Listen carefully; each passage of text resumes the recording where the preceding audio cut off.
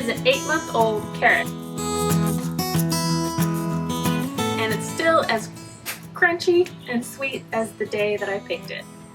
I'm Kat the farmer, and in this video I'm going to show you how to store carrots for long-term use. So we're going to dive into all those little details that make a really big difference when it comes to shelf life.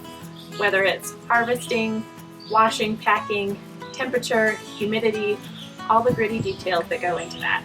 And these principles transfer to all sorts of root crops too. So beets, turnips, rutabaga, celeriac, daikon, you can use these principles for those crops too. So there are a few considerations you can make before it's time to harvest to ensure the best storage quality. You're going to want to be looking in your seed catalog for varieties marked for good storage quality. That, in my case for carrots, is Valero. It's the king of storage carrot selections. But that goes for other crops too. You know, certain radishes are designed for storage, whereas others are not. And then as far as planting timing goes, with carrots, I try to get my big fall planting of carrots planted so that at maturity, they are at risk of getting frosted. So that I'm looking at that first frost date in my area and trying to plan my planting date just so that when they are mature, they have the opportunity to get frosted a couple times and put some sugar down into those roots. Chances are, if you're watching this video, you've probably had a mixed history of storing carrots successfully. So let's dive into the considerations during the actual harvest time that you'll need to keep in mind. So when I'm out in the field pulling the carrots, I like to top them in the field, so cutting the greens off in the field. And when I'm doing that, I'm taking extra consideration to cut the greens off at just the right point so that its sprouting ability is inhibited, but I'm not cutting so far down that it looks mutilated. And I'm also sorting for quality as I go too. So I'm setting aside the ones that are worm-eaten or are shaped like dancing people, and then I can do a further grading for size when I get back to the pack house. So as you're going through your harvest, you may accidentally break some of your carrots, either because they won't pull out or you stab them with your spade. And those carrots will store just fine. That won't compromise the storage ability of the carrot, but you might want to cull them out anyway, just because they're less marketable. Sell them to someone who wants juice, or make pickles for your own pantry or something like that. So during harvest, you're not just cutting off the tops, you're also trimming the root hairs. This is an extra step that's only important for long-term storage. If you're going to use or sell your carrots within the month, this step makes no sense.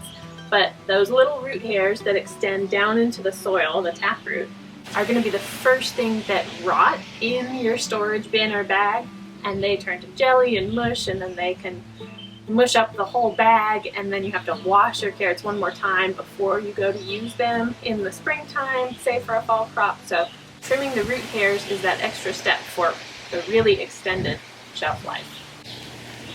And then after harvest, sorting and trimming, you're going to wash your carrots. You're going to get them super clean, and the easiest way to do that is to clean them right away. A carrot that gets harvested dirty and stored for a little bit, you might stain the carrots with the soil, and the soil kind of crusts on there. It's harder to get off. So you can get them really clean by washing them the same day that you harvest. And you're not only washing them, but you're also going to need to dry them.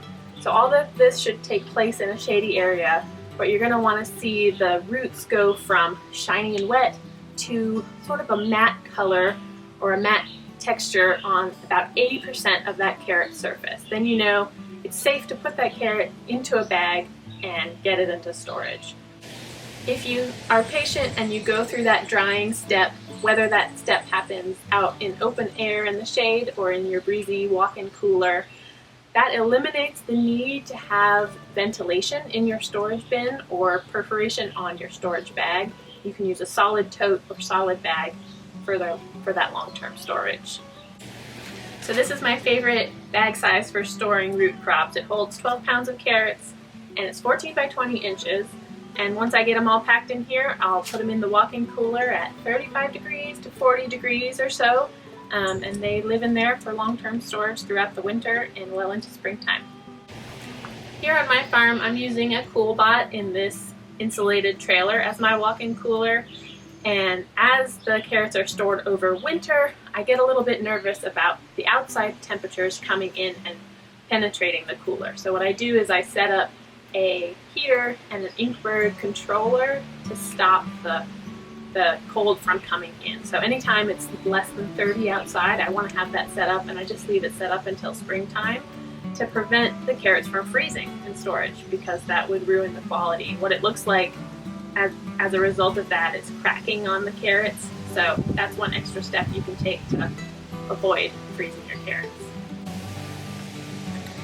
So the end result of taking all of these steps to store your carrots is beautiful, sweet carrots that stay good into springtime.